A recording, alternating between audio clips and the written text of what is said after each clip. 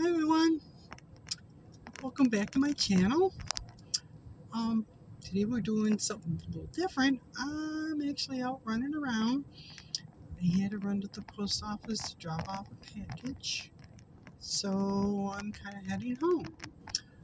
So, for those of you that are new here, I'm Gwen, and I am a 66-year-old woman of transgender experience, currently documenting my transition and making some fun content along the way. So how was everyone's weekend? I hope you all had a wonderful weekend. Hope you did something exciting, had some fun. Here we are, a couple days into the work week already. Poof. A little chilly today, at least my neck of the woods. It's mid 40s in Fahrenheit, and for those of you that follow the metric system, it's between 8 and 9 degrees Celsius. Very cloudy, very kind of cool. So, but anyways, little, just a little snippet for now. My weekend, I had my niece's wedding to attend to as a guest, and oh my God, it was amazing. First off, uh, most of my family that was going to be in attendance knows about me. The only one that didn't, though I did find out later on that was not true, um, was my stepmom's sister. She has two sisters, the, the youngest one being a year older than I am, and the other one probably, I think, about 5 years older than I am. But anyway, so it was the older of the two sisters. She did not know about me that I knew of at the time. So I was a little apprehensive, mostly because their political and religious leanings or ideology is such that they're a little unaccepting. So we were at the church, and well, it's not even a church. I'll explain. But I did see her, and she was pleasant. She says hello, asked how I was doing, said, I haven't seen you in a while, yep. Exchanging pretty much pleasantries, and that was pretty much about it. She didn't really have much else to say to me during the rest of the evening, which, it's okay. I don't have a problem with that. Anyways, the wedding was at an old horse stable that had been converted into, I guess you want to call it a chapel. And prior to the ceremony, they had fresh apple cider, they had hot apple cider, and apple cider donuts for all the guests, which I thought was really, really interesting. We had the wedding. My niece looked, oh my God, she looked gorgeous. Now, his side of the family, the groom's side of the family, I have never met before, so they knew nothing about me, which was fine. So there was my stepmom and my sister, who was the mother of the bride, my brother, my kids, my two step aunts, and two cousins of my stepmom. So we went through the wedding, and like I said, it was very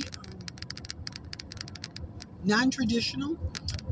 The bride said her vows, and the groom said his vows, and They each wrote them separately. Very nice. He actually got everybody in attendance laughing. He had some of these jokes. Oh, let's see. The reception was probably about 200 feet away from the chapel. It was in an old converted barn. Gorgeous on the inside. They did not have a receiving line, which you would find in a traditional wedding, where all the guests greet the bridal party.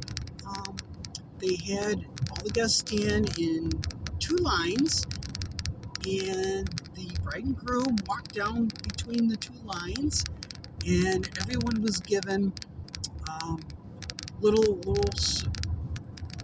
wands with soap in it, and instead of throwing rice, we all blew bubbles, which was kind of cute.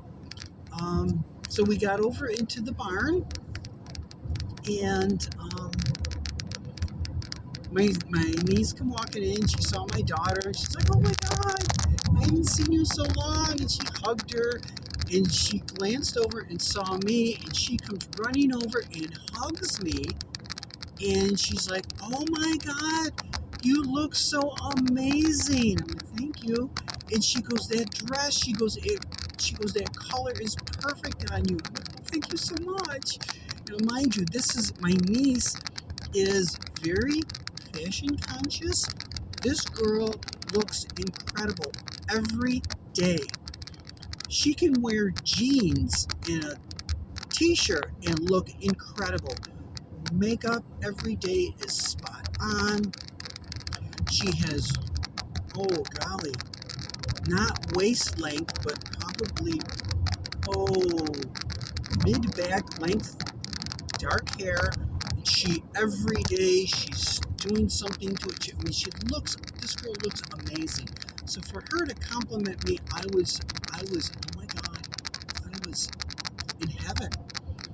So, we had the reception, and delicious, wonderful food.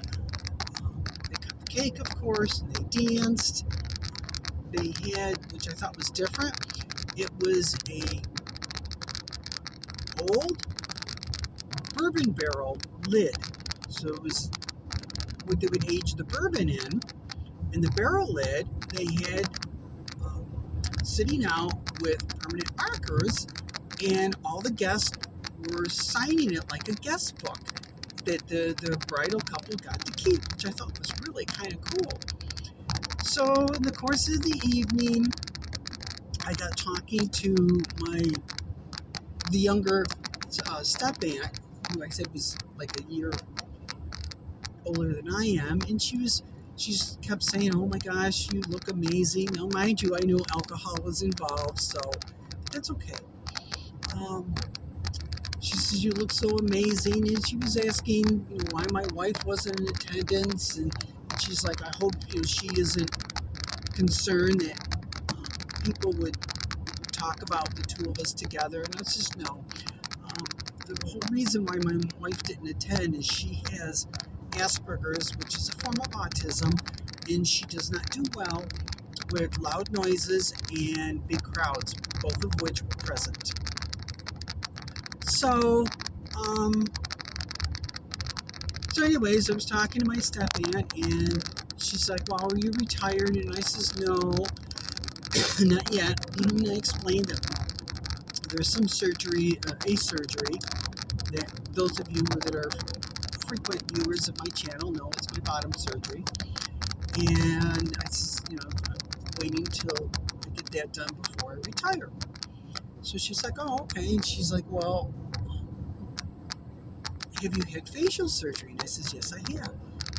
And she looks at me and she's like, "God, you're gorgeous. You're so pretty." And I'm like, "Oh my God, thank you." This is coming. I mean, this my step aunt, when she was in her 20s, was very, very pretty. Her daughter lives out in the west coast of the U.S., and she looks so much like her mom that it's amazing. And oh my God, she herself is so pretty too. So I mean, coming from my step aunt, I thought was absolutely amazing. So all in all, it was a really, really wonderful evening. We had such a great time. I had such a great time. It was wonderful overall. It was just unbelievable. So that was pretty much it for me for the weekend. Um, I have some other stuff, but I'm going to sign off for a bit, and then I'll be back later, and I can explain everything else that's been going on. So with that, I will see you in a little bit. Everyone, I'm back. Um, so here I am. I'm home. I'm going to show everyone. I love this black sweater dress that I'm wearing. I have black stockings on and white and black heels that I just absolutely love. So, anyways, I told you about my weekend. So, what I didn't have, the other stuff I was going to talk about was Friday. I had follow up with my HRT doctor. And generally things are pretty good. There's one hormone that we're trying to adjust and get lower. It's called SHBG, sex hormone binding globulin. Yes, that's the name of it. And I'm a little high. She'd like to see it lower. We've tried some different things and it just hasn't come down. So what she suggested was in changing my injection frequency, not the amount, it still stays the same, but changing my injection frequency from every 5 days to every 3 days. See if that helps. She also asked if I was ever had my thyroid tested. She says because she's had a patient who had some thyroid issues and that had her SHBG up high. I says, no, I've never been tested. She says, okay, well, the next time before we meet again in January, she says, we'll have your thyroid tested. I'm like, okay. I thought about it afterwards, and I don't know if this is related, but when I was a kid, I'm thinking maybe, oh golly, 7, 8, 9 years old. I remember my mom, my birth mom, having some thyroid issues. I remember her taking some pills. But that was the extent of it. I don't know. Whether this is related or not, I don't know. It's not a big deal to have my thyroid checked. And if it means doing something to fix the problem, fine. Nothing major. I'd probably, if anything, be a medication. Whatever. So we got that, we have a plan forward as far as to see if we can get that down. She says other than that, she says everything else looks pretty good. We discussed that come April of next year, we're probably going to have to redo some things because with having bottom surgery, I'm no longer going to be producing testosterone, and every human, male, female, has some level of testosterone in their body. Since I won't be producing any. We may have to supplement that. I don't know. That's down the road. That's April. She's like, let's get you through your surgery, let's get you healed, and then we'll go from there. And I'm like, that's perfectly fine. So that was pretty much all about it. But now I can dovetail into, concerning my surgery, last night I got an email from my therapist. She got my second letter of support done. Yay! Oh my God, I'm so happy. Now because of that, she's going to fax it to the surgeon, and because of that, now the surgeon can submit to health insurance for my surgery. There's a 95% chance that my anesthesia and the hospital services will be covered by my health insurance, even though it's out of network. That's fine. I have no problem with that. And I'm going to email the surgeon's office and let them know, they can submit for a single case agreement because there's no in-network surgeons in my area that do gender confirmation surgery. So if they submit for a single case agreement, my understanding of it is the health insurance says, yes, okay, there's nobody local, so we can treat you, the surgeon, as being an in-network provider. And so if anything, what that may happen is